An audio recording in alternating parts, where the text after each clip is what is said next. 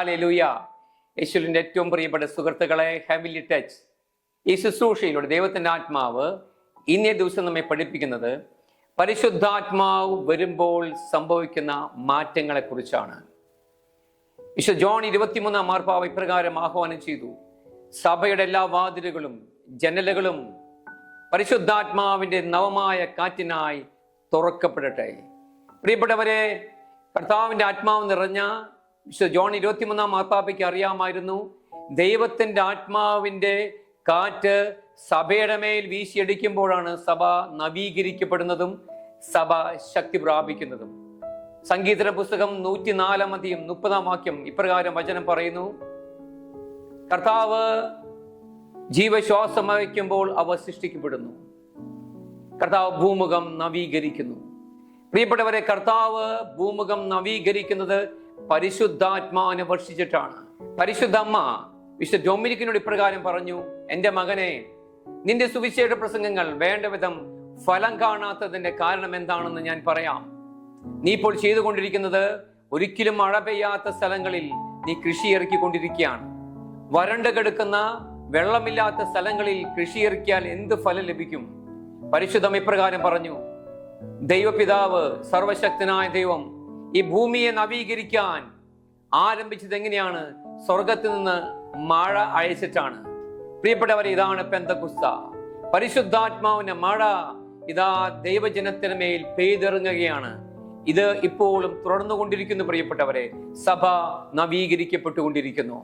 പെന്തക്കുസ്ത ദിനം ആ സമാഗതമായപ്പോൾ അപ്പോസ്തല പ്രവർത്തനം 2 1 മുതൽ 4 വരെ വാക്യങ്ങൾ ഇപ്രകാരം പറയുന്നു: പെന്തക്കുസ്ത ദിനം സമാഗതമായപ്പോൾ അവരെല്ലാവരും ഒരുമിച്ച് കൂടിയിരിക്കുകയായിരുന്നു.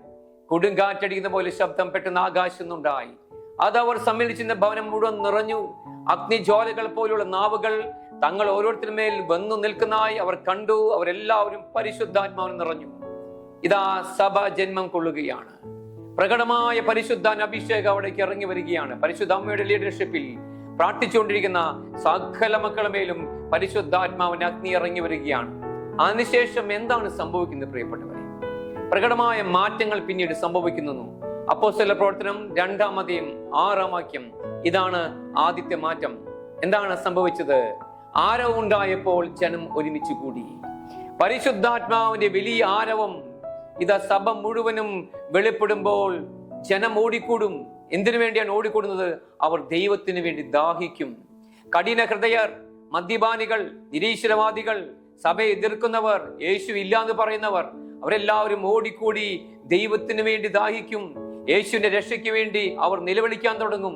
ഇതാണ് പരിശുദ്ധാത്മാവിന്റെ ആദ്യ ഫലം. അഭിഷേകം എവിടെ വെളിപ്പെടുന്നുണ്ടോ അവിടേക്ക് ജനം ഓടിക്കൂടും. പ്രിയപ്പെട്ടവരെ, ഇത് ഒരു വലിയ യാഥാർത്ഥ്യമാണ്.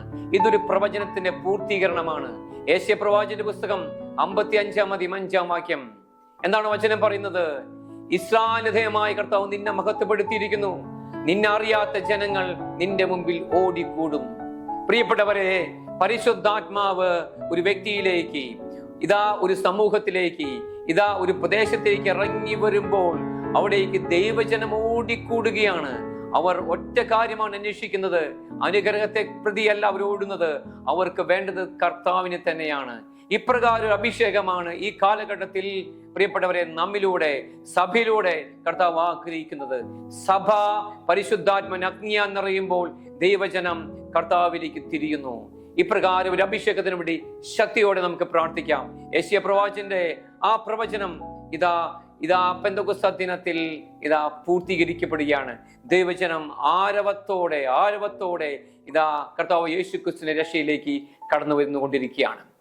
രണ്ടാമത് എന്ത് മാറ്റമാണ് സഭയിൽ സംഭവിക്കുന്നത്? പ്രിയപ്പെട്ടവരെ, പരിശുദ്ധാത്മാവിന്റെ അതിശക്തമായ അഭിഷേകം സ്വീകരിച്ച വിശുദ്ധ പത്രോസ്, അപ്പോസ്തല പ്രവർത്തനം 2 വാക്യം, പത്രോസ് മറ്റ് 11 പേരോടൊപ്പം എഴുന്നേറ്റ് നിന്ന് പ്രഖ്യാപിക്കുകയാണ്: ദുർബലനായ പത്രോസ്, ശക്തിയില്ലാത്തവനായ പത്രോസ്, എതിർ സാക്ഷിയായി മാറിയ പത്രോസ്, തന്നെ പഴയ പണിക്ക് പോയ പത്രോസ് പരിശുദ്ധാത്മാവിന്റെ അഭിഷേകം സ്വീകരിച്ചു കഴിഞ്ഞപ്പോൾ അവൻ എഴുന്നേൽക്കുകയാണ്. ആർക്ക് വേണ്ടിയാണ്?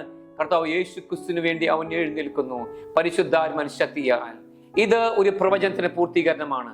ജോയൽ പ്രവാചക പുസ്തകം 3 വാക്യം ഇപ്രകാരം വചനം പറയുന്നു: ഞാൻ ഒരു യോദ്ധാവാണെന്ന് ദുർബലൻ പറയട്ടെ, പ്രിയപ്പെട്ടവരെ, പത്രോസ് ഒരു ദുർബലനായിരുന്നു, എന്നാൽ അവന് യോദ്ധാവായി മാറി. ഇതിപ്പോൾ സഭയിലൂടെ, കർത്താവിന്റെ മക്കളിലൂടെ ഇത് തുറന്നുകൊണ്ടിരിക്കുകയാണ്. യോഹന്നാൻ എഴുതിയ സുവിശേഷം 1:42 വാക്യം. ഇത് പത്രോസിനെ കർത്താവ് യേശുവിന്റെ അടുത്തേക്ക് കൊണ്ടുവരികയാണ്. പത്രോസ് നോക്കി യേശു എന്താണ് പറഞ്ഞത്? പത്രോസ്, നീ യോഹന്നാന്റെ പുത്രനായ ശിമയോനാണ്. നീ കേഫ, പാറ എന്ന് നീ വിളിക്കപ്പെടും. ഇതാ ഞാങ്ങണ പോലെ വളഞ്ഞിരിക്കുന്ന പത്രോസിനോട് കർത്താവ് പറയാണ്, നീ ഞാങ്ങണയല്ല, നീ ഇതാ പരിശുദ്ധാത്മാവിന്റെ അഭിഷേകം പ്രാപിക്കുമ്പോൾ നീ പാറ പോലെ ഉറച്ചു നിന്ന് എനിക്ക് വേണ്ടി പൊരുതുന്നവനായി മാറും. ഇതാണ് പരിശുദ്ധാത്മാവ് കടന്നു വരുമ്പോൾ വരുന്ന രണ്ടാമത്തെ വലിയ മാറ്റം.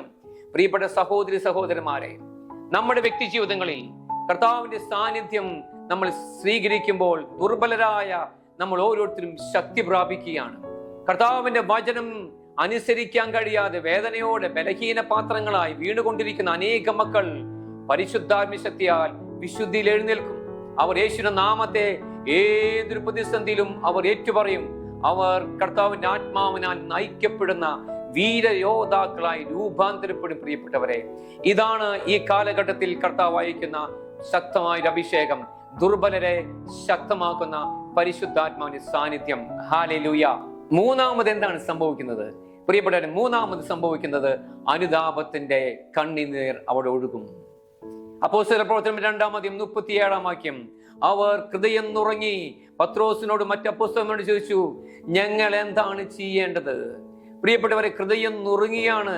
ഹൃദയം നുറുക്കത്തോടെ ആരെങ്കിലും കർത്താവിന്റെ നാമം വിളിക്കുന്നുണ്ടെങ്കിൽ അവൻ രക്ഷ പ്രാപിക്കും. പ്രിയപ്പെട്ടവരെ, ഇന്ന് ഹൃദയം നുറുക്കമല്ല, ഇന്ന് ആവശ്യങ്ങൾക്ക് വേണ്ടിയുള്ള നെട്ടോട്ടമാണ് ഇന്ന് അനേകം മക്കളിൽ കാണുന്നത്.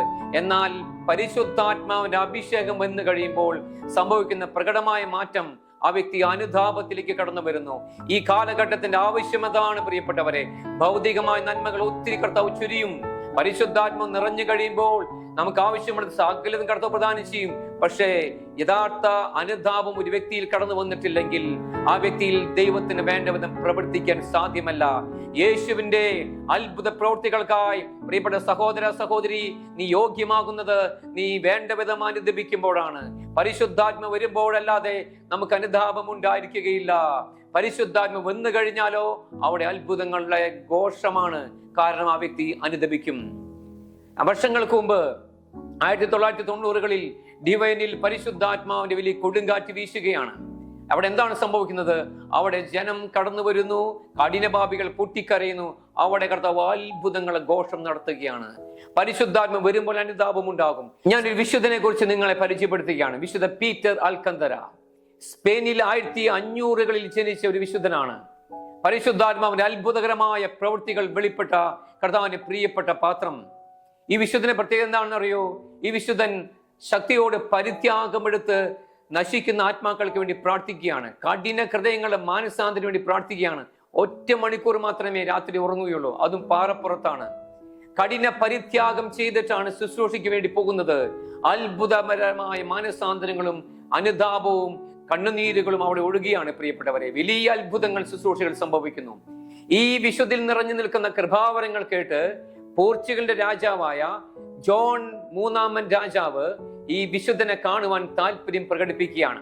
അങ്ങനെ വിശുദ്ധൻ ഇതാ വളരെ സ്നേഹത്തോടെ രാജകൊട്ടാരത്തിലേക്ക് കടന്നു വരികയാണ്. രാജകൊട്ടാരത്തിലേക്ക് ഈ വിശുദ്ധൻ കാലെടുത്ത് വെച്ചത് മാത്രമേ അവിടെയുള്ളവർക്ക് ഓർമ്മയുള്ളൂ. അവരെല്ലാവരും അനുതാപത്തോടെ പൊട്ടിക്കരയുകയാണ്. രാജാവ് പോലും ഇത് സിംഹാസനത്തിൽ നിന്ന് താഴേക്ക് വരുന്നു. ഇത് അവിടെയുള്ള സകല മന്ത്രിമാര്, ഉന്നത ഉദ്യോഗസ്ഥന്മാർ പൊട്ടിക്കരഞ്ഞ് നിലത്ത് വീഴുകയാണ്. അവർ പൊട്ടിക്കരഞ്ഞ് മാപ്പ് ചോദിക്കുകയാണ് കർത്താവിനോട്. ഇതാ അവിടെ രാജാവിന്റെ സഹോദരി ഉണ്ടായിരുന്നു, ഇൻഫന്റ് മരിയ. ആർഭാട ജീവിതം നയിച്ച് കുത്തഴിഞ്ഞ ജീവിതം നയിക്കുന്ന ആ സഹോദരിക്ക് എന്ത് സംഭവിച്ചെന്നറിയോ? ആ സഹോദരി അപ്പോൾ തന്നെ വിശുദ്ധന്റെ കാൽക്കൽ വീണ് തന്റെ പാപങ്ങൾ ഏറ്റുപറയാണ്. വിശുദ്ധൻ ഒരു വാക്ക് പോലും അവിടെ പറഞ്ഞിട്ടില്ല. അതിനുശേഷം ഈ മരിയ എന്ന സഹോദരി ഒരു സന്യാസിനിയായി മാറുകയാണ്. പ്രിയപ്പെട്ടവരെ, എന്തുമാത്രം മാറ്റങ്ങളാണ് അവിടെ സംഭവിച്ചത്! ഒരു രാജകൊട്ടാരം മുഴുവനായി അനുതാപത്തിലേക്ക് കടന്നു വരുന്നു, മാനസാന്തരപ്പെടുന്നു, യേശുവിനെ രക്ഷകനായി സ്വീകരിക്കുന്നു. പ്രിയപ്പെട്ടവരെ, പരിശുദ്ധാത്മാവിന്റെ ഉന്നത ശക്തി സഭയുടെ മേൽ വീശിയടിക്കുമ്പോൾ അനുതാപത്തിന്റെ കൊടുങ്കാറ്റുണ്ടാകും. കഠിന ഹൃദയങ്ങൾ യേശു നാമം വിളിക്കും. അവർ യേശുവിനെ പ്രഘോഷിക്കുന്നവരായി രൂപാന്തരപ്പെടും. നാലാമത് എന്താണ് സംഭവിക്കുന്നത്? വലിയ ഐക്യത്തിന്റെ അഭിഷേകം അവിടെ വെളിപ്പെടുകയാണ്. അപ്പോസ്തല പ്രവർത്തനം 4-24 വാക്യം അവിടെ വചനം പറയുന്നു, അവർ ഏക മനസ്സോടെ താല്പര്യപൂർവ്വം അനുദിനം ദേവാലയത്തിൽ ഒന്നിച്ചു കൂടുക പതിവായിരുന്നു.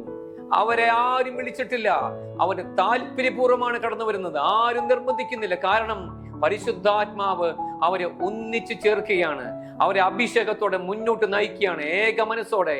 അപ്പോസ്തല പ്രവർത്തനം 4:32 വിശ്വാസികൾ സമൂഹം ഒരു ഹൃദയം ഒരു ആത്മാവുമായിരുന്നു. പ്രിയപ്പെട്ടവരെ, ദിവ്യകാരുണ്യം അതിൽ സഭ മുഴുവനും സമ്മേളിക്കുകയാണ്. പ്രിയപ്പെട്ടവരെ, ഇത് പരിശുദ്ധാത്മാവിന്റെ അഭിഷേകം കടന്നു വരുമ്പോൾ സംഭവിക്കുന്ന പ്രധാനപ്പെട്ട ഒരു മാറ്റമാണ്. മെഡ്ജുഗോറിയിൽ 2010 നടന്നൊരു സംഭവമാണ്. പരിശുദ്ധ അമ്മ സ്വർഗം വിട്ട് ഇറങ്ങി വരുന്ന മെഡ്ജുറിൻ കുന്നുകളിൽ പരിശുദ്ധാത്മാവിന്റെ അഭിഷേകം നിറഞ്ഞു നിൽക്കുകയാണ്.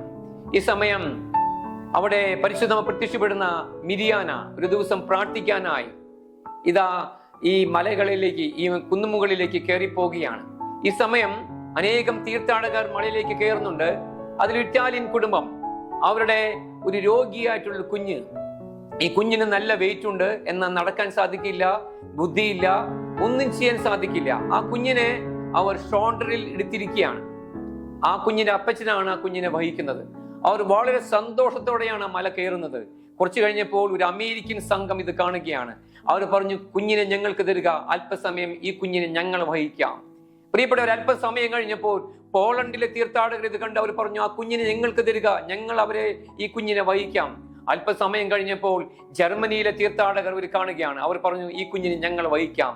അങ്ങനെ പ്രിയപ്പെട്ടവരെ, അനേകം രാജ്യങ്ങളുടെ വ്യക്തികളിലൂടെ ഈ കുഞ്ഞ് ഇതാ പരിശുദ്ധാമ്മ പ്രത്യക്ഷപ്പെട്ട ഈ സ്ഥലത്തെത്തുകയാണ്.